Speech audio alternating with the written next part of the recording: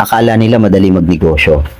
Akala nila chill ka lang kasi ikaw ang boss. Pero hindi nila alam, ikaw ang pinakaunang gumigising at ikaw din ang pinakahuling natutulog. Oo, negosyo to. Pero kung tamad ka, huwag ka na magsimula. Noong unang araw ko sa pagtitinda, 3:00 pa lang ng madaling araw, gising na ako. Ako ang namamalengke, ako ang nagpe-prepare. Siyempre, ako rin ang nagbebenta. Ako pa ang nagliligpit, ako naghuhugas, ako lahat. Tapos nung gabi, habang tulog ang lahat, ako nagbibilang ng benta. Hindi ito kwento ng taong swerte. Ito ang kwento ng taong hindi tumigil. May araw na isa lang ang customer ko. Tapos may kapitbahay pa ako na tumatawa habang dumadaan ako. Hindi yan tatagal.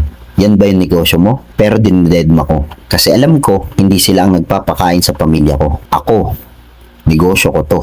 Ang negosyo hindi para nagpapalaki ng katawan sa tulog. Hindi ito para sa mahilig magpetiks. Negosyo to para sa mga taong may disiplina. Yung kahit walang naguutos. Dito mo talaga makikilala ang sarili mo. Pag wala nang bumibili, magtitinda ka pa ba? Pag sunod-sunod ang lugi, lalaban ka pa rin ba? Huwag kang mangopya sa iba, kundi aralin mo kung anong kulang sa lugar nyo. Ang customer, hindi mo lang benta. Kaibiganin mo sila, kilalanin mo sila. Kung gusto mong kumita araw-araw, ayusin mo ang araw-araw mong galaw. Negosyo, hindi lang yan basta sa produkto. Dapat alam mo rin kung paano makisama, paano humintindi ng tao, at paano kumilos kahit walang nakakakita. Alam mo kung bakit hindi umaasenso ang iba? Kasi sa unang pagod, give up na kagad. Pero tayo, kahit pagod, push pa rin. Kasi alam natin, isang araw babalikan natin ang panahong to. At sasabihin natin, buti na lang, hindi ako tumigil. Kung isa ka sa mga gustong magnegosyo, huwag ka agad umasa sa kita. Asahan mo muna yung sakit sa katawan, pawis, puyat, rejection at gutom. Pero pag nalampasan mo yan,